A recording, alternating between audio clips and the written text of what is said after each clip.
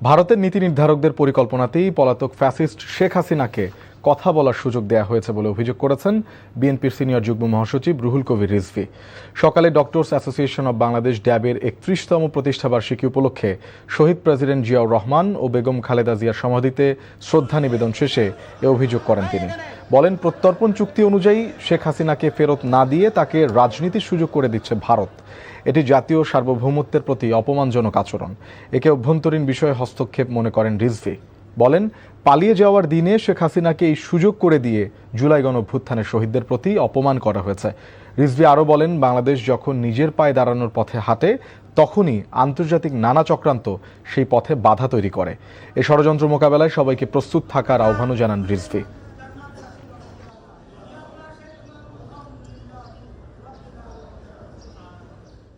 এইটি ভারতের নীতি নির্ধারকদের অ্যারেঞ্জমেন্টেই এই কাজটা করা হয়েছে। একজন পলাতক আসামিকে প্রত্যাবাসনের জন্য, তাকে ফিরিয়ে দেওয়ার জন্য যে আইন, সে আইন এবং দুই দেশ সেটাতে সই করেছে, এগ্রিমেন্ট করছে, অথচ তারপরেও তাকে ফিরিয়ে না দিয়ে তাকে রাজনীতি করার সুযোগ করে দেওয়া হচ্ছে। এইটা আমি মনে করি আমাদের জাতীয় সার্বভৌমত্বের প্রতি একটা অপমান। ফ্যাসিবাদ বিরোধী সংগ্রাম, হাজারো মানুষের আত্মত্যাগ ও স্বৈরাচার হাসিনার নিষ্ঠুর দমনপীড়নের ইতিহাস তুলে ধরতে নির্মিত জুলাই গণঅভ্যুত্থান স্মৃতি জাদুঘর আজ থেকে সাধারণ দর্শনার্থীদের জন্য উন্মুক্ত করে দেয়া হয়েছে। দর্শনার্থীদের অতিরিক্ত ভিড় নিয়ন্ত্রণ এবং পরিদর্শনকে আরও সুশৃঙ্খল করতে নির্ধারিত সময়ভিত্তিক প্রবেশের ব্যবস্থা চালু করেছে কর্তৃপক্ষ। এ কারণে আগ্রহীদের আগে থেকেই অনলাইনে টিকিট বুকিং করতে হবে। জুলাই ৩৬ ওয়েবসাইটে প্রবেশ করে নিজেদের সুবিধাজনক সময়ে নির্বাচন করে টিকিট সংগ্রহ করা যাবে। জাদুঘরে প্রবেশের জন্য প্রাপ্তবয়স্কদের টিকিট মূল্য রাখা হয়েছে ৫০ টাকা এবং শিশুদের জন্য ২৫ টাকা। জুলাই গণঅভ্যুত্থানের নানা স্মৃতি, শহীদদের আত্মত্যাগ, গুম, নির্যাতনের দলিল, আলোকচিত্র, ভাস্কর্য এবং প্রতীকী স্থাপনার সমন্বয়ে সাজানো হয়েছে জাদুঘরটি। গতকাল জাদুঘরটির আনুষ্ঠানিক উদ্বোধন করা হয়।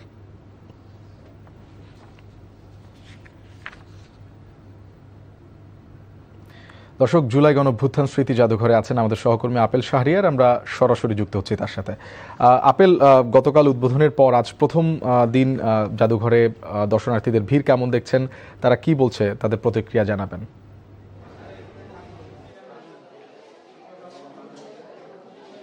সাধারণ মানুষের ভিড় অনেক বেশি।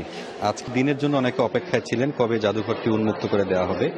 আর যে মূল যে ফটক যদি আমি বলি, মানে ভবনের দোতলা, তার মধ্যে আমি এখন দোতলাতেই রয়েছি এবং আমি যে কক্ষে রয়েছি সেটি হচ্ছে সাবেক প্রধানমন্ত্রী শেখ হাসিনার মানে শোবার ঘর। এখানে তিনি থাকতেন এবং তার খাট যদি আমি একটু দেখানোর চেষ্টা করি, এই যে আপনি খাট দেখতে পাচ্ছেন, এই খাটে রক্ত মাখা যে জামা কাপড়, সেটি জুলাই আন্দোলনে যারা আন্দোলন করেছিলেন সেই একজন শহীদের, উনি যে প্রবাসী আবু ইসাক, উনি শহীদ হয়েছেন। অর্থাৎ তার রক্তমাখা যে এই জামাটি, সেটি তার যে খাট রয়েছে সেই খাটের উপরে সেটি রাখা হয়েছে এবং দোতলাটা পুরোটাই হচ্ছে জুলাই গণঅভ্যুত্থানের সময় যে আন্দোলন সংগ্রাম করেছে, যারা শহীদ হয়েছেন তাদের যে স্মৃতিগুলো রয়েছে সেগুলো কিন্তু পরতে পরতে সাজানো হয়েছে। এবং একই সঙ্গে নিচতলায় যেটি দেখেছি আমি, সেখানে ১৬ বছরের আওয়ামী লীগের যে জুলুম নির্যাতনের যে ঘটনা প্রবাহ তারা যে করেছে, যে শোষণ করেছে, নিপীড়ন করেছে, সেই স্মৃতিচিহ্নগুলো রাখা হয়েছে। আমি একটি কক্ষে দেখলাম যে শাপলা চত্বরের যে তাণ্ডব চালানো হয়েছে, গণহত্যা চালানো হয়েছে, সেটিও কিন্তু স্মৃতিচারণ করে রাখা হয়েছে সেখানে। এবং আরেকটি কক্ষে আমি যেটি দেখেছি যে এই যে আওয়ামী লীগ শাসন আমলের সময় যে বিরোধী দলের যে দমন পীড়ন করা হয়েছিল সেটিও কিন্তু এখানে তুলে ধরা হয়েছে। এবং শাপলা চত্বরে যে আমি কথা বলছি, সেই কক্ষে আমি দেখলাম যে কিছু সংবাদ, ডকুমেন্টারি কিছু সংবাদ দেখানো হচ্ছে। সেই সংবাদের মধ্যে কিন্তু আমি দেখেছি যে আমাদের যে এনটিভি রয়েছে, এনটিভির ওই সময়ের যে সংবাদ ছিল সেই সংবাদও কিন্তু সেখানে সংরক্ষণ করে রাখা হয়েছে। এবং একই সঙ্গে বলি যে দর্শনার্থীরা যারা এখানে এসেছেন তারাই ঘুরে ঘুরে দেখছেন এবং তাদের যে প্রত্যাশার জায়গা বলছেন যে কিভাবে আওয়ামী লীগ সরকার যেভাবে দমন পীড়ন করেছেন এবং তাদের যে পরিবারের যে ছোট সদস্যরা রয়েছে তাদেরকেও তারা নিয়ে এসেছেন সেটি দেখানোর জন্য। আপনি এখন আবার দেখতে পাচ্ছেন যে এখন যে দেখতে পাচ্ছেন যে জামা কাপড়গুলো দেখা হচ্ছে, সেটি হচ্ছে যে জুলাই আন্দোলনে যারা শহীদ হয়েছেন তাদের স্মৃতিচিহ্নটি রাখার জন্য এটি করা হয়েছে। এবং একই সঙ্গে এটি ক্ষোভ হতাশার কথা ব্যক্ত করেছেন এই দর্শনার্থীরা। কেননা যে এই যে আন্দোলন সংগ্রামের মাধ্যমে যে একটি নতুন বাংলাদেশের প্রত্যাশা ছিল, সেটি তারা কাঙ্ক্ষিত এখনো অর্জন হয়নি বলে তারা অভিযোগ করেছেন। প্রত্যাশা করেছেন বর্তমান সরকার জুলাইয়ের যে জন আকাঙ্ক্ষা সেটি পূরণে তারা সচেষ্ট থাকবে, সেই বার্তাটি তারা দিয়েছেন। এবং একই সঙ্গে আমি দেখেছি যে বাইরে কিন্তু ঝুম বৃষ্টি হচ্ছে, এই বৃষ্টির মাঝেও মানুষ বাইরে আমি দেখলাম যে লম্বা লাইন দাঁড়িয়ে আছেন এই জাদুঘরে প্রবেশ করার জন্য। তবে বলে দিই যে কয়েকটি স্লটে আসলে জাদুঘরে আসতে পারবেন, যেমন আগে অনলাইনে টিকিট কাটতে হবে এবং প্রতিদিন 900 জন দর্শনার্থীদের জন্য প্রতিদিন আসতে পারবেন। এবং আপনাকে বলে রাখি যে 900 জনের টিকিটই কিন্তু আজকে শেষ হয়ে গেছে। এবং সাধারণ মানুষ যারা আসছেন তারা বলছেন এই জাদুঘরের মাধ্যমে যাতে আগামী এখন যারা সরকার পরিচালনা করছেন বা আগামীতে যে সরকার আসবে তারা কখনই যাতে আসলে মানুষের কণ্ঠরোধ করা, মানুষের যে অধিকার হরণের কথা কখনই হয়তোবা চিন্তা করবেন না এটি দেখে। এবং দেখেছি যে স্কুল কলেজ শেষ করে অনেকে দেখলাম যে স্কুলের ড্রেস পরে অনেকে এসেছেন এই জাদুঘর দেখতে আসার জন্য। দর্শক, আমরা জানছিলাম জুলাই গণঅভ্যুত্থান স্মৃতি জাদুঘরের খবর। 2024 সালের 11 জুলাই নিষিদ্ধ ছাত্রলীগ সভাপতি সাদ্দামকে সরাসরি ফোন করে শিক্ষার্থীদের উপর হামলার নির্দেশ দেন ওবায়দুল কাদের। আন্তর্জাতিক অপরাধ ট্রাইব্যুনালে দাখিল হওয়া এক কল রেকর্ডে এ তথ্য জানা যায়। এর আগে গেল মঙ্গলবার ওবায়দুল কাদের সহ 7 আসামির বিরুদ্ধে সাক্ষ্য গ্রহণ শেষ হওয়ার পর এই মামলায় যুক্তিতর্ক উপস্থাপন শুরু হয়। তারই ধারাবাহিকতায় বৃহস্পতিবারও যুক্তিতর্ক উপস্থাপন করেছে প্রসিকিউশন। এ মামলায় ওবায়দুল কাদের ছাড়াও আফম বাহাউদ্দিন নাসিম, সাবেক তথ্য প্রতিমন্ত্রী মোহাম্মদ আলী আরাফাত, যুবলীগ সভাপতি শেখ ফজলে শামস পরশ, সাধারণ সম্পাদক মইনুল হোসেন খান নিখিল, ছাত্রলীগ সভাপতি সাদ্দাম হোসেন এবং সাধারণ সম্পাদক ওয়ালি আসিফ ইনান আসামিরা সবাই পলাতক। চলতি বছরের 22 জানুয়ারি 7 আসামির বিরুদ্ধে অভিযোগ গঠনের মাধ্যমে বিচার শুরুর আদেশ দেয় আন্তর্জাতিক অপরাধ ট্রাইব্যুনাল 2। গেল 2 আগস্ট এ মামলার সাক্ষ্য গ্রহণ শেষ হয়। জুলাই সনদ বাস্তবায়ন, গণহত্যার বিচার, গ্যাস সংকট, বিদ্যুতের ভুতুরে বিল, আইন শৃঙ্খলার অবনতি এবং দ্রব্যমূল্যের ঊর্ধ্বগতির প্রতিবাদে 2 মাস ব্যাপী লং মার্চ ও মহাসমাবেশের কর্মসূচি ঘোষণা করেছে 11 দলীয় ঐক্য। সকালে রাজধানীর মুক্তাঙ্গনে প্রতিবাদ সমাবেশে এসব কর্মসূচি ঘোষণা করেন বিরোধী দলীয় নেতা ডাক্তার শফিকুর রহমান। এলডিপি সভাপতি অলি আহমেদ, এনসিপি আহ্বায়ক ও বিরোধী দলীয় চিফ হুইপ নাহিদ ইসলাম সহ 11 দলের শীর্ষ নেতারা সমাবেশে বক্তব্য দেন। তারা বলেন, সরকার 5 মাসেই ব্যর্থ হয়েছে। আগামী 5 September Chittagong, 19 September Rangpur, 10 October Khulna, 24 October Sylhet অভিমুখে লং মার্চ এবং 14 নভেম্বর ঢাকায় মহাসমাবেশ কর্মসূচি ঘোষণা করা হয় সমাবেশ থেকে। এরপর বিরোধী দলীয় নেতা ডাক্তার শফিকুর রহমানের নেতৃত্বে সচিবালয় অভিমুখে যাত্রা করে 11 দল। পুলিশ তাদের আটকে দেয়।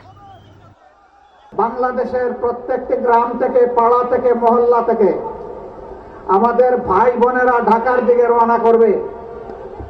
ঢাকায় মহাসমাবেশ অনুষ্ঠিত হবে ইনশাআল্লাহ। সেই দিন ঢাকাবাসী আপনারা কি সত্যিকারের অতিথির দায়িত্ব পালন করার জন্য প্রস্তুত আছেন? আমি আপনাদেরকে আজকে থেকে সেই প্রস্তুতি নেওয়ার জন্য আহ্বান জানিয়ে রাখলাম। রাজধানী ঢাকার চারপাশের নদী দূষণ রোধে কর্মপরিকল্পনা প্রণয়নের নির্দেশ দিয়েছেন প্রধানমন্ত্রী তারেক রহমান। রাজধানীর চারপাশের নদীগুলো দূষণ রোধে দ্রুত একটি সমন্বিত কর্মপরিকল্পনা প্রণয়ন এবং তা বাস্তবায়নে কার্যকর পদক্ষেপ গ্রহণের নির্দেশ দেন তিনি। সচিবালয়ে মন্ত্রিপরিষদ বিভাগের সভাকক্ষে অনুষ্ঠিত বুড়িগঙ্গা নদীর পানি ও পরিবেশ উন্নয়ন শীর্ষক এক বৈঠকে তিনি এ নির্দেশনা দেন।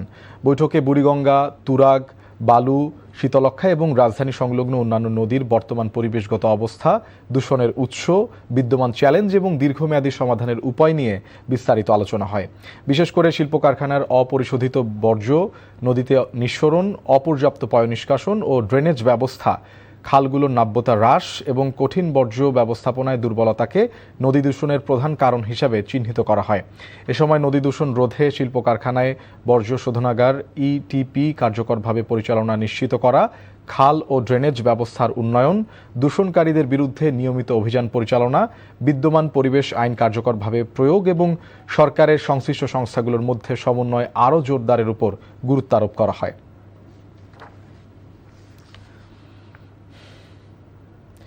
চলতি অর্থবছরে অনুষ্ঠিত হবে সকল স্তরের স্থানীয় সরকার নির্বাচন। এজন্য সরকার সব রকম প্রস্তুতি সম্পন্ন করেছে বলে জানিয়েছেন স্থানীয় সরকার প্রতিমন্ত্রী মীর শাহে আলম। তিনি বলেন, ইউনিয়ন পরিষদ, উপজেলা বা সিটি কর্পোরেশনের মধ্যে কোন নির্বাচন আগে হবে তা পরবর্তীতে নির্ধারিত হবে। দুপুরে সিলেট সিটি কর্পোরেশনের বর্জ্য ব্যবস্থাপনা প্রকল্প পরিদর্শনকালে সাংবাদিকদের প্রশ্নের জবাবে এসব কথা বলেন তিনি।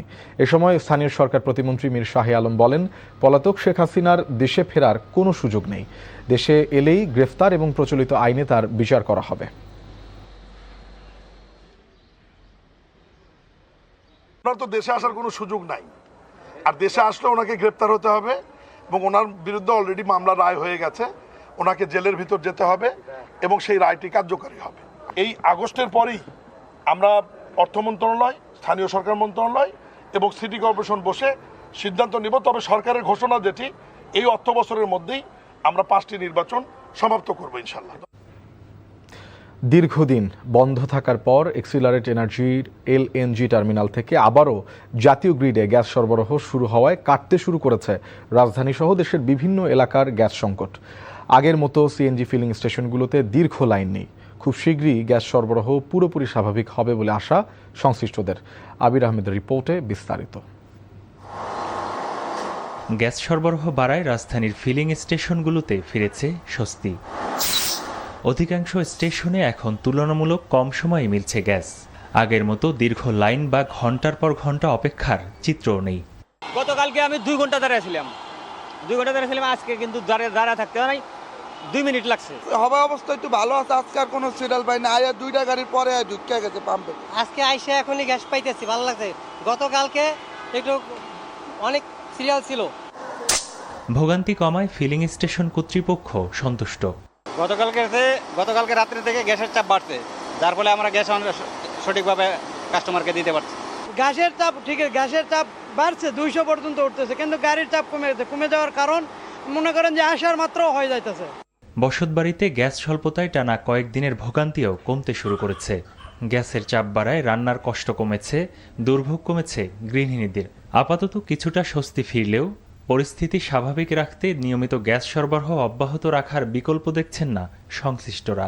দেশি বিদেশি যে বিশেষজ্ঞ বা এক্সপার্টগণ কাজ করছে, তারা আশা করি খুব দ্রুতই যে টার্মিনালটি পুরোপুরি চালু করা সম্ভব হবে এবং টার্মিনালটি পুরোপুরি চালু করা সম্ভব হলে কয়েকদিনের মধ্যেই গ্যাস সরবরাহ পুরোপুরি স্বাভাবিক হবে। গ্যাস সরবরাহ কিছুটা স্বাভাবিক হওয়ায় রাজধানীর জনজীবনেও ফিরতে শুরু করেছে স্বস্তি। আবির আহমেদ, এনটিভি নিউজ, ঢাকা। কার্যক্রম নিষিদ্ধ আওয়ামী লীগ আমলে ব্যাংক খাতের 1/3 অর্থ লোপাট হওয়ায় 2 কোটি আমানতকারী বিপাকে পড়েছেন বলে জানিয়েছেন কেন্দ্রীয় ব্যাংকের গভর্নর মোহাম্মদ মোস্তাকুর রহমান।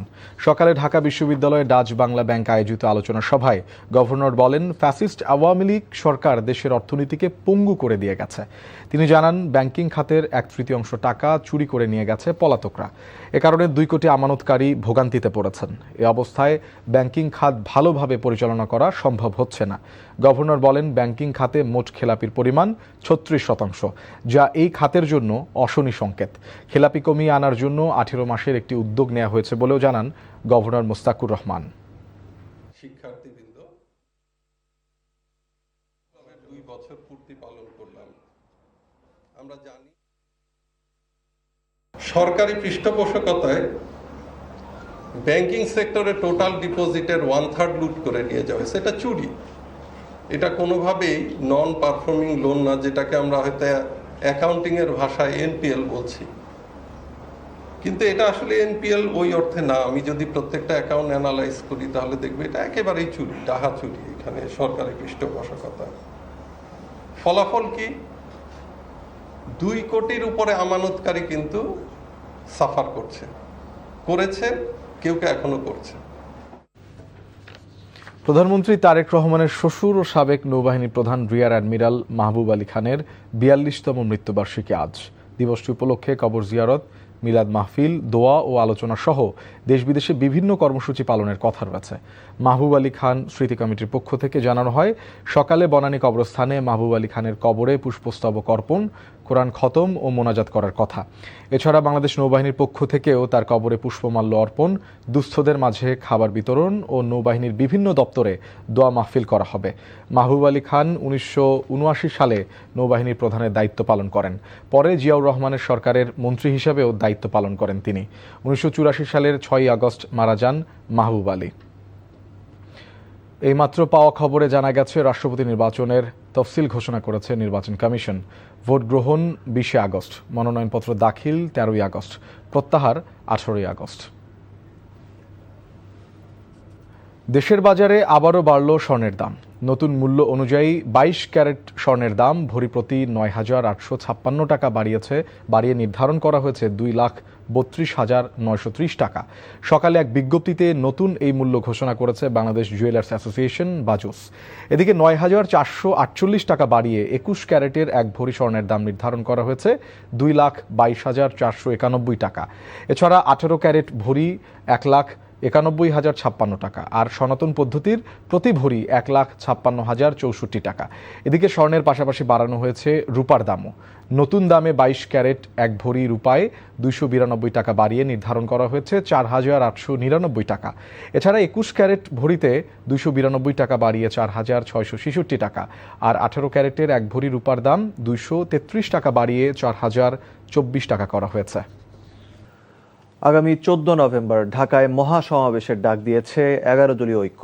তেল গ্যাস সংকট, বিদ্যুতের ভুতুড়ে বিল, আইনশৃঙ্খলা পরিস্থিতির অবনতির প্রতিবাদ ও গণভোটের রায় বাস্তবায়ন এবং জুলাই গণহত্যার বিচার দাবিতে এই কর্মসূচি ঘোষণা করেন জামায়াত আমির ও বিরোধী দলীয় নেতা ডাক্তার শফিকুর রহমান। বিস্তারিত সালাউদ্দিন কাদেরের রিপোর্টে। তেল গ্যাস সংকট, বিদ্যুতের ভুতুড়ে বিল, আইনশৃঙ্খলা পরিস্থিতির চরম অবনতি এবং নিত্যপণ্যের আকাশচুম্বী মূল্যবৃদ্ধির প্রতিবাদে মুক্তাঙ্গন 11 দলীয় ঐক্যের এই অবস্থান কর্মসূচি। মুষলধারে বৃষ্টির মধ্যেই 11 দলীয় শীর্ষ নেতাদের পাশাপাশি গ্যাসের চুলা, হাঁড়ি পাতিল, বাটি নিয়ে অবস্থান কর্মসূচিতে অংশ নেয় নারী ও সিএনজি চালকরা। এ সময় বক্তারা অভিযোগ করেন, নিত্যপণ্যের ঊর্ধ্বগতিতে নিম্ন ও মধ্যবিত্ত মানুষের জীবন দুর্বিষহ হয়ে পড়েছে। দ্রুত সমাধান না করলে কঠোর আন্দোলনের হুঁশিয়ারি দেন তারা। আমাদের গ্যাস ব্লকের দুই পাশ থেকে ভারত এবং বার্মা পাইপ সেট করে গ্যাস পুল করে নিয়ে যাচ্ছে এবং পরিকল্পিতভাবে আমাদের জ্বালানি খাতকে বেসরকারি খাতে দিয়ে দেওয়া এবং আমদানি নির্ভর করে দেওয়া হচ্ছে বাংলাদেশের স্বাধীনতা, সার্বভৌমত্ব এবং জাতীয় নিরাপত্তার জন্য মারাত্মক হুমকি। আওয়ামী লীগ চলে যাওয়ার পরে বিভিন্ন বাস স্ট্যান্ড খালি ছিল, ট্যাক্সি স্ট্যান্ড খালি ছিল, রাস্তাঘাট খালি ছিল। এখন বিএনপির 20 লক্ষাধিক লোক চাঁদাবাজিতে নেমে গেছে। এনসিপি আহ্বায়ক নাহিদ ইসলাম বলেন, জনগণের আকাঙ্ক্ষা পূরণে ব্যর্থ হলে বিদায় নিতে হবে সরকারকে। ঢাকা শহরের মানুষের উপরে এই যে নির্মম অত্যাচার এই সরকার শুরু করেছে, আমরা জানতাম এই অত্যাচার করবে, কারণ গণভোটের গণরায় যেই সরকার মানে না, জনগণের কোনো দাবি দেওয়া এই সরকার পূরণ করবে না। পরে নতুন কর্মসূচি ঘোষণা করেন বিরোধী দলীয় নেতা ডাক্তার শফিকুর রহমান। 5 সেপ্টেম্বর থেকে 24 অক্টোবর পর্যন্ত ঢাকা থেকে চট্টগ্রাম, রংপুর, খুলনা ও সিলেটে লং মার্চ করবে 11 দল। 14 নভেম্বর ঢাকায় সমাবেশ করবে তারা। আমাদের এই চলমান আন্দোলন দাবি আদায় না হওয়া পর্যন্ত অব্যাহত থাকবে। বাংলাদেশের প্রত্যেকটি গ্রাম থেকে, পাড়া থেকে, মহল্লা থেকে আমাদের ভাই বোনেরা ঢাকার দিকে রওনা করবে। ঢাকায় মহাসমাবেশ অনুষ্ঠিত হবে ইনশাআল্লাহ। অবস্থান কর্মসূচি শেষে বৃষ্টি উপেক্ষা করে বিরোধী দলীয় নেতা ডাক্তার শফিকুর রহমান ও এনসিপি আহ্বায়ক নাহিদ ইসলামের নেতৃত্বে নেতাকর্মীদের নিয়ে সচিবালয় অভিমুখে যাত্রা করে 11 দলীয় ঐক্য। তবে সচিবালয়ের সামনে গেলে পুলিশের বাধার মুখে পড়ে তারা। সালাউদ্দিন কাদের, এনটিভি নিউজ, ঢাকা। বগুড়ায় শহীদ জিয়া ফুটবল টুর্নামেন্টের 12তম আসরের উদ্বোধন করা হয়েছে। বিকেলে শহরের আলতাফুন্নিসা মাঠে শহর স্বেচ্ছাসেবক দলের আয়োজনে টুর্নামেন্টের উদ্বোধন করেন বিএনপি চেয়ারম্যানের উপদেষ্টা ও সাবেক সংসদ সদস্য হেলালুজ্জামান তালুকদার লালু। টুর্নামেন্টে জেলার বিভিন্ন এলাকা থেকে প্রায় 16টি দল অংশগ্রহণ করছে। একই দাবিতে সারা দেশে বিক্ষোভ মিছিল ও সমাবেশ করেছে 11 দল। দুপুরে খুলনা জেলা প্রশাসকের মাধ্যমে প্রধানমন্ত্রী বরাবর স্মারকলিপি দেওয়া হয়েছে। এর আগে জেলা প্রশাসকের কার্যালয়ের সামনে সংক্ষিপ্ত সমাবেশ অনুষ্ঠিত হয়। কেন্দ্রীয় কর্মসূচির অংশ হিসেবে বগুড়ায় বিক্ষোভ মিছিল ও সমাবেশ অনুষ্ঠিত হয়েছে। সকালে জেলা জামায়াতের কার্যালয়ের সামনে থেকে একটি বিক্ষোভ মিছিল বের হয়। জ্বালানি তেলের দাম বৃদ্ধি, গ্যাস সংকট, বিদ্যুতের ভুতুড়ে বিল এবং দ্রব্যমূল্যের লাগামহীন ঊর্ধ্বগতির প্রতিবাদে চাঁদপুরে প্রধানমন্ত্রী বরাবর স্মারকলিপি প্রদান করেছে 11 দলীয় ঐক্য। হবিগঞ্জে জেলা প্রশাসকের মাধ্যমে প্রধানমন্ত্রী বরাবর স্মারকলিপি দিয়েছে 11 দলীয় ঐক্য। দিনাজপুরেও প্রধানমন্ত্রী বরাবর স্মারকলিপি দেওয়া হয়েছে। একই দাবিতে সিরাজগঞ্জ, মাগুরা, নওগাঁ, পিরোজপুরে বিক্ষোভ মিছিল ও অবস্থান কর্মসূচি পালন করছে 11 দলীয় ঐক্যজোট।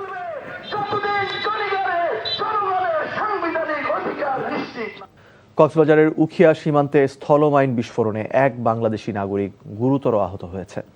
সকালে উখিয়া বালুখালী সীমান্তের মিয়ানমার অংশের 700 মিটার ভেতরে এই বিস্ফোরণ ঘটে। আহত ব্যক্তির নাম বদি আলম। সে উখিয়া উপজেলার পালংখালী ইউনিয়নের জুমের ছড়া এলাকার বাসিন্দা। বিস্ফোরণে তার ডান পা ও শরীরের বিভিন্ন অংশ জখম হয়।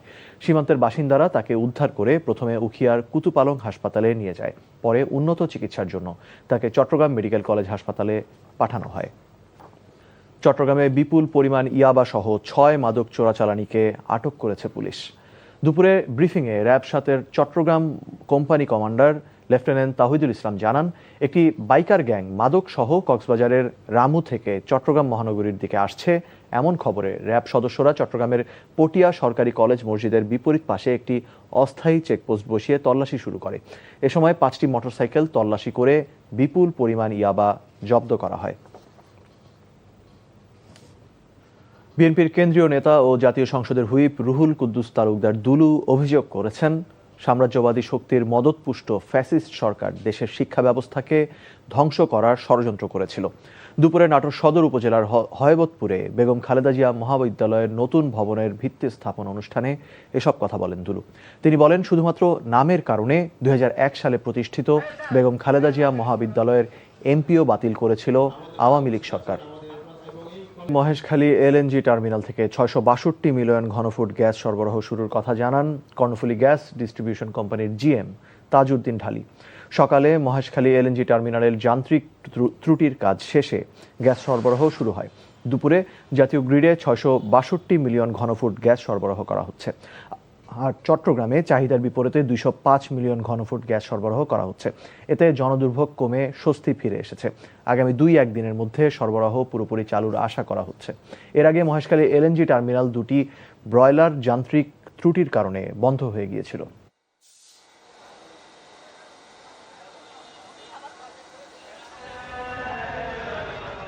গতকাল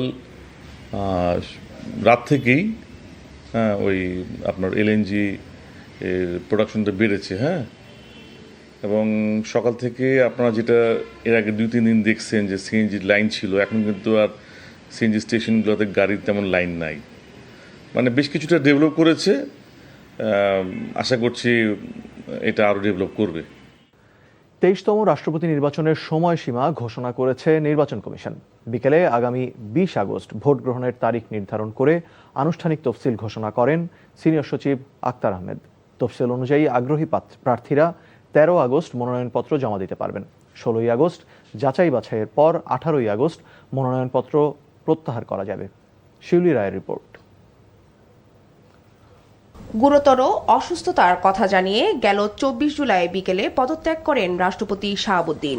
পদশূন্য হওয়ায় 90 দিনের মাঝে রাষ্ট্রপতি নির্বাচনে সাংবিধানিক বাধ্যবাধকতা রয়েছে। সংসদ সদস্যদের প্রত্যক্ষ ভোটে নির্বাচিত হয়ে থাকেন রাষ্ট্রপতি। বৃহস্পতিবার নির্বাচন কমিশনের বৈঠক শেষে ইসি সচিব আক্তার আহমেদ রাষ্ট্রপতি নির্বাচনে তফসিল ঘোষণা করেন। প্রার্থিতা প্রত্যাহারের শেষ তারিখ হচ্ছে 18 আগস্ট মঙ্গলবার বিকাল 4টা পর্যন্ত সময়। আর ভোট গ্রহণের তারিখ ও সময় হচ্ছে 20 আগস্ট বৃহস্পতিবার অপরাহ্ন 2টা থেকে বিকাল 5টা পর্যন্ত। প্রার্থী একজন হলে তাকে বিনা প্রতিদ্বন্দ্বিতায় নির্বাচিত ঘোষণা করা হবে, আর একাধিক প্রার্থী হলে সংসদের অধিবেশন কক্ষে ভোট গ্রহণ করা হবে। সংসদীয় গণতন্ত্র চালুর পর 1991 সালে একাধিক প্রার্থী থাকায় রাষ্ট্রপতি পদে ভোট করতে হয়েছিল। এরপর প্রতিবারই ক্ষমতাসীন দল মনোনীত প্রার্থী বিনা প্রতিদ্বন্দ্বিতায় নির্বাচিত হয়ে আসছেন। শিউলি রায়, এনটিভি নিউজ, ঢাকা। উজান থেকে নেমে আসা পাহাড়ি ঢল ও টানা বর্ষণে সিরাজগঞ্জে যমুনা নদীর 2টি পয়েন্টে পানি বৃদ্ধি অব্যাহত রয়েছে। এতে তলিয়ে গেছে নিচু এলাকা। সিরাজগঞ্জ পানি উন্নয়ন বোর্ডের উপবিভাগীয় প্রকৌশলী জাকির হোসেন জানান, গত 24 ঘন্টায় সিরাজগঞ্জ শহর রক্ষা বাঁধ হার্ট পয়েন্টে যমুনার পানি 17 সেন্টিমিটার এবং কাজীপুর মেঘাই ঘাট পয়েন্টে 17 সেন্টিমিটার পানি বৃদ্ধি পেয়েছে। পানি বৃদ্ধির ফলে নদী তীরবর্তী নিম্নাঞ্চল প্লাবিত হচ্ছে, সেই সাথে দেখা দিয়েছে নদী ভাঙন। সিলেটে আলোচিত 4 বছরের শিশু ফাহিমা আক্তার ধর্ষণ ও হত্যা মামলার প্রধান আসামি জাকির হোসেনকে মৃত্যুদণ্ড দিয়েছে আদালত। দুপুরে শিশু সহিংসতা প্রতিরোধ আদালতের বিচারক আবু ওবায়দা এ রায় দেন। মামলার অপর 2 আসামি জয়নাল ও কালামের সংশ্লিষ্টতার প্রমাণিত না হওয়ায় তাদের খালাস দেওয়া হয়েছে। গত 7 মে সদর উপজেলার কান্দিগাঁও ইউনিয়নের সোনাতলা গ্রামে প্রতিবেশী জাকির হোসেনের 4 বছরের শিশু ফাহিমাকে ঘরে আটকে ধর্ষণের চেষ্টা করা হয়। পরে শিশুটি অজ্ঞান হয়ে পড়লে গলা টিপে ফাহিমাকে হত্যা করা হয়। এ ঘটনায় থানায় হত্যা মামলা দায়ের করে ফাহিমার পরিবার। এদিকে কুমিল্লার লাকসামে সাইফুল ইসলাম সোহান হত্যা মামলায় মিজানুর রহমান হাজারি নামে একজনকে যাবজ্জীবন কারাদণ্ড দিয়েছেন আদালত। একই সাথে 30,000 টাকা জরিমানা ও অনাদায়ে আরও 3 মাসের সশ্রম কারাদণ্ড দেওয়া হয়েছে। টাঙ্গাইলে জেলা পরিষদের উদ্যোগে মেধাবী শিক্ষার্থীদের মাঝে অনুদানের চেক বিতরণ করা হয়েছে। দুপুরে জেলা পরিষদ কনফারেন্স রুমে মেধাবী শিক্ষার্থীদের হাতে অনুদানের চেক তুলে দেন জেলা প্রশাসক SM ওবায়দুল হক নাসির। অনুষ্ঠানে জেলা পরিষদের পক্ষ থেকে 126 জনকে মোট 23 লাখ টাকা আর্থিক সহায়তার চেক প্রদান করা হয়। পাইলট প্রকল্প শেষে আগামী 16 আগস্ট কিশোরগঞ্জের লতিফাবাদে ফ্যামিলি কার্ডের কার্যক্রম উদ্বোধন করবেন প্রধানমন্ত্রী তারেক রহমান বলে জানিয়েছেন সমাজ কল্যাণ মন্ত্রী ডক্টর SZM জাহিদ হোসেন। দুপুরে সচিবালয়ে ফ্যামিলি কার্ড সংক্রান্ত আন্তঃ মন্ত্রণালয়ের 5ম সভা শেষে এই তথ্য জানান তিনি। বলেন 56টি জায়গায় ফ্যামিলি কার্ডের পরীক্ষামূলক বিতরণ শেষ হওয়ায় আনুষ্ঠানিকভাবে এই কার্যক্রম উদ্বোধন করবেন প্রধানমন্ত্রী। এ সময় মন্ত্রী বলেন 6 সপ্তাহের মধ্যে ফ্যামিলি কার্ডের জন্য সারা দেশের তথ্য সংগ্রহ সম্পন্ন করা হবে। ফ্যামিলি কার্ড বিতরণের স্বচ্ছতা ও জবাবদিহিতা নিশ্চিতে মাঠ পর্যায়ে 3 স্তরে তথ্য যাচাই বাছাই করা হচ্ছে বলে জানান মন্ত্রী। এই 1,60,00,000 পরিবার বা 1,70,00,000 পরিবার what ever might be the number, এটি আমরা 4 বছরের মধ্যে ইনশাআল্লাহ আমরা এটা শেষ করতে পারবো এবং এতে মানুষের দারিদ্রতা কমবে। বেশ কিছুদিন বন্ধ থাকার পর এক্সেলারেট এনার্জি LNG টার্মিনাল থেকে আবারও জাতীয় গ্রিডে সরবরাহ শুরু হওয়ায় কাটতে শুরু করেছে রাজধানী সহ দেশের বিভিন্ন এলাকায় গ্যাস সংকট। কমেছে CNG ফিলিং স্টেশনগুলোর দীর্ঘ লাইন। এদিকে 2-3 দিনের মধ্যে আগের মতো গ্যাস পাওয়া যাবে বলে জানিয়েছেন জ্বালানি মন্ত্রী ইকবাল হাসান মাহমুদ টুকু। জাহিদ রহমানের রিপোর্ট। গ্যাস সরবরাহ বৃদ্ধিতে রাজধানীর CNG ফিলিং স্টেশনগুলোতে ফিরছে স্বস্তি। অধিকাংশ স্টেশনে এখন তুলনামূলক কম সময়ে মিলছে গ্যাস। আগের মতো দীর্ঘ লাইন বা ঘন্টার পর ঘন্টা অপেক্ষার চিত্রও নেই। গতকালকে আমি 2 ঘন্টা দাঁড়িয়েছিলাম, আজকে কিন্তু দাঁড়া থাকতে হয় 2 মিনিট লাগছে। হওয়া অবস্থা একটু ভালো আছে, আজকে আর কোনো সিরিয়াল পাই না। আয়া 2টা গাড়ির পরে ঢুকে গেছে পাম্পে। আজকে আইসে এখনই গ্যাস পাইতেছি, ভালো লাগছে। গতকালকে একটু অনেক সিরিয়াল ছিল। ভোগান্তি কমায় ফিলিং স্টেশন কর্তৃপক্ষ সন্তুষ্ট। গতকালকে রাত্রে থেকে গ্যাসের চাপ বাড়ছে, যার ফলে আমরা গ্যাস সঠিকভাবে কাস্টমারকে দিতে পারছি। গ্যাসের চাপ বাড়ছে, 200 পর্যন্ত উঠতেছে, কিন্তু গাড়ির চাপ কমে যাওয়ার কারণ মনে করেন যে আসার মাত্র হয়ে যাইতেছে। বাসাবাড়িতে গ্যাস স্বল্পতায় টানা কয়েকদিনের ভোগান্তিও কমতে শুরু করেছে। গ্যাসের চাপ বাড়ায় রান্নার কষ্ট কমেছে, দুর্ভোগ কমেছে গৃহিণীদের। সচিবালয়ে সাংবাদিকদের প্রশ্নের জবাবে বিদ্যুৎ, জ্বালানি ও খনিজ সম্পদ বিষয়ক মন্ত্রী বলেন, ভাসমান LNG টার্মিনালটি ঠিক হওয়ায় গ্যাস সঞ্চালন শুরু হচ্ছে। সঞ্চালন শুরু হয়ে গেলে আস্তে আস্তে আমাদের যেখানে প্রেশার কমে গেছে প্রেশারটা উন্নত হবে এবং মোটামুটি যে সমস্যার মধ্যে পড়েছি সে মধ্যে উত্তরণ করতে পারবো। মানে কতদিন লাগবে স্বাভাবিক হতে 2-3 দিন লাগবে। মিনিমাম 2-3 দিন লাগবে। গ্যাস সরবরাহ কিছুটা স্বাভাবিক হয়, রাজধানীর জনজীবনও ফিরতে শুরু করেছে স্বস্তি। Saeed Rahman, NTV news, Dhaka. আর যেন স্বৈরাচারের শেকল ভাঙতে না হয় সে লক্ষ্যে কার্যকর রাষ্ট্র কাঠামো গড়ে তুলতে চায় সরকার, এমন কথা জানিয়েছেন তথ্য ও সম্প্রচার মন্ত্রী জহিরুদ্দিন স্বপন। সকালে তথ্য অধিদপ্তরের সভাকক্ষে জুলাই গণ অভ্যুত্থানের দ্বিতীয় বর্ষপূর্তিতে শিকল ভাঙার জুলাই গ্রন্থের মোড়ক উন্মোচনে তিনি এমন কথা বলেন। স্বাধীনতার 55 বছরে নানা প্রতিবন্ধকতার মোকাবেলা হচ্ছে বলে হতাশা প্রকাশ করেন মন্ত্রী। তিনি বলেন, বিএনপির ইশতেহার অনুযায়ী জুলাই গণ অভ্যুত্থানে আত্মত্যাগ ও বিজয়ের সুফল জনগণের দোরগোড়ায় পৌঁছে দিতে রাজনীতি ও রাষ্ট্র কাঠামোর সংস্কার অপরিহার্য। অনুষ্ঠানে প্রতিমন্ত্রী ইয়াসা খান চৌধুরী বলেন, জুলাইয়ের ইতিহাস সঠিকভাবে সংরক্ষণ এবং ভবিষ্যৎ প্রজন্মের কাছে তুলে ধরতেই বইটি প্রকাশ করা হয়েছে। ফ্যাসিবাদ বিরোধী সংগ্রাম, হাজারো মানুষের আত্মত্যাগ ও স্বৈরাচার হাসিনার নিষ্ঠুর দমনপীড়নের ইতিহাস তুলে ধরতে নির্মিত জুলাই গণ অভ্যুত্থান স্মৃতি জাদুঘর সাধারণ দর্শনার্থীদের জন্য উন্মুক্ত করে দেওয়া হয়েছে। পরিদর্শনকে সুশৃঙ্খল করতে নির্ধারিত সময়ভিত্তিক প্রবেশের ব্যবস্থা চালু করেছে কর্তৃপক্ষ। বিস্তারিত জানাচ্ছেন আপেল শাহরিয়ার। জুলাই স্মৃতি জাদুঘরে ছোট ছেলেকে নিয়ে নারায়ণগঞ্জ থেকে এসেছেন মোহাম্মদ হাসান। জাদুঘরের প্রতীকী গণকবরে খুঁজে ফিরছেন 24 জুলাই উত্তাল দিনে যাত্রাবাড়ি এলাকায় ঢাকা চট্টগ্রাম মহাসড়কে গুলিতে শহীদ বড় ছেলে সজল মিয়াকে। আমাদের অনেক আগ্রহ ছিল জিনিসটা দেখার জন্য, আমাদের সারা বাংলাদেশের শহীদের স্মৃতিগুলো এখানে কিভাবে আছে, কোন জায়গায় কি ধরনের স্মৃতিগুলো আছে দেখার জন্য আমাদের খুব আগ্রহ ছিল। আজকে চলে আসি, ওর মারও অনেক আগ্রহ যে আমার সন্তানের স্মৃতিটা কোন জায়গায় আছে একটু দেখতে চাই। সকলের জন্য জাদুঘরটি উন্মুক্ত করে দেওয়ার প্রথম দিনেই ফ্যাসিবাদী নিষ্ঠুরতার নির্মম ইতিহাসকে কাছ থেকে দেখতে শহীদ পরিবার সহ নানা শ্রেণী পেশার মানুষের ঢল নামে। কেউ খুঁজছেন স্মৃতির পাতা, কেউ ফিরে যাচ্ছেন জুলাইয়ের উত্তাল দিনগুলোয়। স্মৃতিগুলো সংরক্ষণ করা হচ্ছে, এটা ভবিষ্যৎ প্রজন্মকে অনুপ্রাণিত করবে জুলাইকে ধারণ করতে। এখানে এই জাদুঘর দেখতে আসছি, খুবই ভালো লাগতেছে, অনেক ভালো লাগতেছে, যা বলার মতো না। যে আমরা যেটা করছি আসলে ভিতরে এসে দেখতেছি না, সেটাই অন্যরকমের দেখতেছি। জাদুঘরের মূল ভবনের নিচতলায় রাখা আছে আওয়ামী ফ্যাসিবাদী শাসনের দমন পীড়নের স্মৃতিচিহ্ন। শাপলা চত্বরের গণহত্যার ইতিহাসও তুলে ধরা হয়েছে এখানে। গণহত্যার ডকুমেন্টারিতে বেসরকারি টেলিভিশন চ্যানেল এনটিভির সংবাদের ফুটেজও রয়েছে।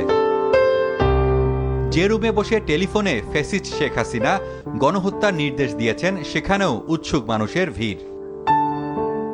শুনছেন কিভাবে নাগরিকদের হত্যার আদেশ দিয়ে মসনদ রক্ষার শেষ চেষ্টা করেছিলেন শেখ হাসিনা।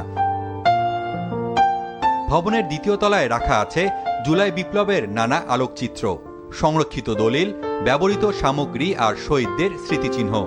যেই জিনিস দেখলাম আমার জীবনে, এটার ভিতরে এমন জিনিস আর জীবনে দেখতে পারতাম না। প্রতীকী আয়নাঘর এখানে খুব সুন্দর করে তুলে ধরা হয়েছে আয়নাঘরের ভয়াবহতাটা। ছেলেকে দেখাচ্ছি যে স্বাধীনভাবে কিভাবে বাঁচতে হবে। হাসিনার বেডরুমের একটি খাট স্থান পেয়েছে জাদুঘরে। খাটের ওপরে রাখা আছে সৌদি প্রবাসী আবু ইসাকের রক্তে ভেজা শার্ট, গেঞ্জি ও প্যান্ট।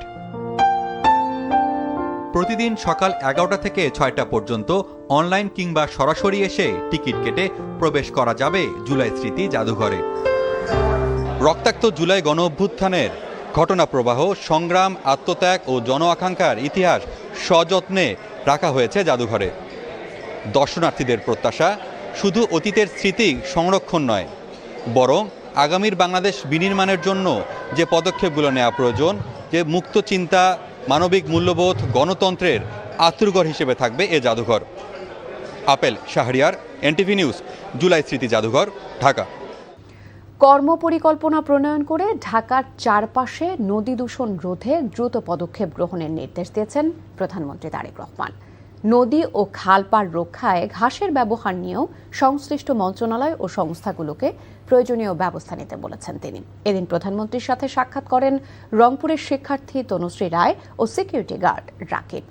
হাসান মাহমুদের রিপোর্ট।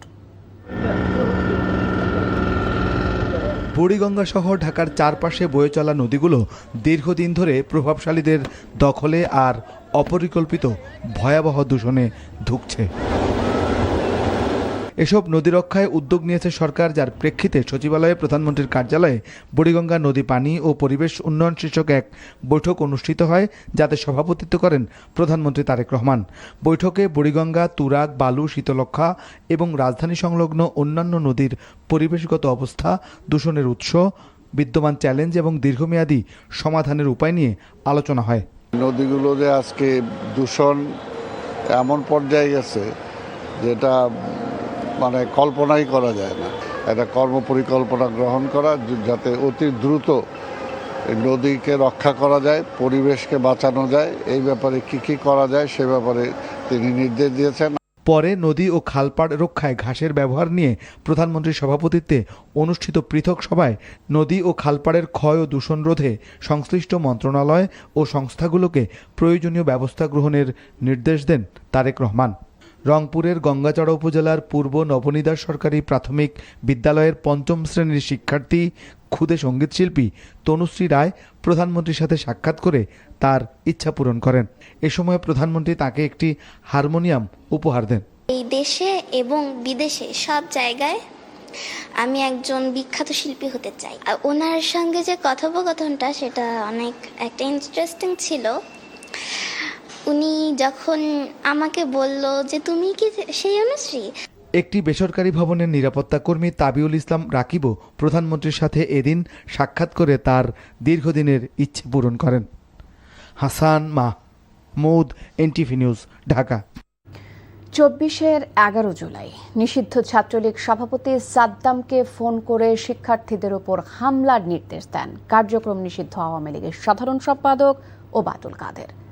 আন্তর্জাতিক অপরাধ ট্রাইব্যুনালে দাখিল করা কল রেকর্ডে এই তথ্য জানা যায়। মামলায় যুক্তিতর্ক উপস্থাপনের দ্বিতীয় দিনে ট্রাইব্যুনালে এই ফোন রেকর্ড উপস্থাপন করা হয়। তামজিদ সুমনের রিপোর্ট। এই 2 দিন জনসংযোগ করবে, তারপরে কাল দিন কেন মারো না কেন ওদের দাও কেন নিষেধ করলে আজকে থেকে হালকা হয়ে যাবো। পিটাও না কেন, মারো না কেন, এভাবেই বর্তমানে নিষিদ্ধ সংগঠন ছাত্রলীগের সভাপতি সাদ্দামকে নির্দেশনা দিতে শোনা যায় কার্যক্রম নিষিদ্ধ আওয়ামী লীগের সাধারণ সম্পাদক ওবায়দুল কাদেরকে। তার জবাব ছাত্রলীগ তারাই।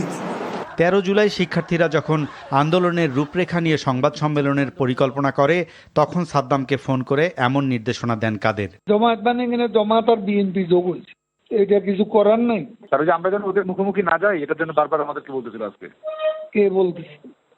এই ফোন দিয়েছিল সবাই, আমাদের পুলিশ প্লাস বিপ্লব যোগাযোগ করছিল। এ সময় সাদ্দাম পুলিশের দোহাই দিয়ে বলেন, পুলিশ মুখোমুখি হতে নিষেধ করেছে। তবে এই নির্দেশনার বাস্তবায়ন ঘটে 15 জুলাই। ঢাকা বিশ্ববিদ্যালয়ের আন্দোলনকারী শিক্ষার্থীদের উপর হামলা চালায় ছাত্রলীগ। রক্তাক্ত হয় শিক্ষাঙ্গন, আর এতেই ক্ষোভে ফুঁসে ওঠে পুরো দেশ। বৃহস্পতিবার ওবায়দুল কাদের সহ 7 আসামির বিরুদ্ধে মানবতা বিরোধী অপরাধের মামলায় যুক্তিতর্ক উপস্থাপনের দ্বিতীয় দিনে ট্রাইব্যুনালে এই ফোন রেকর্ড উপস্থাপন করা হয়। ওবায়দুল কাদের সাহেবের বিরুদ্ধে প্রথম যে অভিযোগ সেটি হলো 15 তারিখে ঢাকা বিশ্ববিদ্যালয়ের 3 শতাধিক ছাত্র জনতাকে আহত করার উস্কানিদাতা হিসাবে আমরা তার এই তৎকালীন পত্র পত্রিকা উপস্থাপন করেছি। এদিন ঢাকা বিশ্ববিদ্যালয়ে শিক্ষার্থীদের উপর হামলার ঘটনায় মানবতা বিরোধী অপরাধের তদন্ত প্রতিবেদন প্রসিকিউশনের কাছে দাখিল করেছে তদন্ত সংস্থা। আসামি করা হয়েছে ঢাকা বিশ্ববিদ্যালয়ের সাবেক উপাচার্য মাকসুদ কামাল, অধ্যাপক জাফর ইকবাল, সাবেক বিচারপতি মানিক সহ 8 জনকে। 15 তারিখ ঢাকা বিশ্ববিদ্যালয়ের ছাত্র জনতার উপরে আক্রমণের ঘটনায় তৎকালীন ভিসি মাকসুদ কামাল সহ জাফর ইকবাল সাহেব সহ বেশ কয়েকজনের বিরুদ্ধে তদন্ত চলছে, তদন্ত প্রায় শেষ পর্যায়ে। দ্রুত এই তদন্ত প্রতিবেদন যাচাই বাছাই শেষে আনুষ্ঠানিক অভিযোগ হিসেবে ট্রাইব্যুনালে দাখিল করা হবে বলে জানিয়েছে prosecution. Tamjid Suman, NTV news, Dhaka. Share বাজারে কারসাজি ও জালিয়াতির মাধ্যমে 256 কোটি টাকা অর্থ পাচারের অভিযোগে করা মামলায় জাতীয় ক্রিকেট দলের সাবেক অধিনায়ক সাকিব আল হাসান সহ 15 জনের বিরুদ্ধে তদন্ত শেষ পর্যায়ে। কয়েকদিনের মধ্যে আদালতে প্রতিবেদন দাখিল করা হবে বলে জানিয়েছে দুদক। দুর্নীতি দমন কমিশনের দায়ের করা মামলায় অভিযোগ করা হয় আসামি সাকিব আল হাসান ও তার সহযোগীরা পরিকল্পিতভাবে শেয়ার বাজারে নির্দিষ্ট কিছু শেয়ারের দাম কৃত্রিমভাবে বাড়িয়ে সাধারণ বিনিয়োগকারীদের প্রতারিত করে বিপুল অর্থ আত্মসাৎ করে। শেয়ার বাজারের প্রচলিত আইন লঙ্ঘন করে বাজারে গুজব ছড়িয়ে কারসাজি চালান তারা। এভাবে শেয়ার বাজার থেকে 256,97,70,304 টাকা আত্মসাৎ করে দেশের বাইরে পাচার করে। তদন্ত প্রতিবেদন দাখিলের জন্য আগামী 23 সেপ্টেম্বর দিন ধার্য থাকলেও শিগগিরই দাখিল করা হবে বলে জানান কর্মকর্তারা। ভারতের মাটিতে বসে স্বৈরাচারী ও ফ্যাসিবাদীরা কথা বললে বিষয়টি বাংলাদেশের জন্য উদ্বেগের, এমন মন্তব্য করেছেন পররাষ্ট্র প্রতিমন্ত্রী শামা ওবায়েদ। পররাষ্ট্র মন্ত্রণালয়ের প্রেস ব্রিফিংয়ে তিনি একথা বলেন। প্রতিমন্ত্রী জানান, ভারতের সাথে বহুমাত্রিক সম্পর্ক নিয়ে আলোচনা চলমান থাকবে, তবে জুলাই অভ্যুত্থান এবং জুলাই যোদ্ধাদের ব্যথিত করার মতো বিষয়ে ভারতকে সতর্ক হতে হবে। দেশটিতে বসে সাজাপ্রাপ্ত শেখ হাসিনা ষড়যন্ত্র করবে আর তা ভারত প্রশ্রয় দেবে, এমনটি বাংলাদেশ মেনে নেবে না। এ বিষয়ে ভারতে তার অবস্থান পরিষ্কার করতে হবে।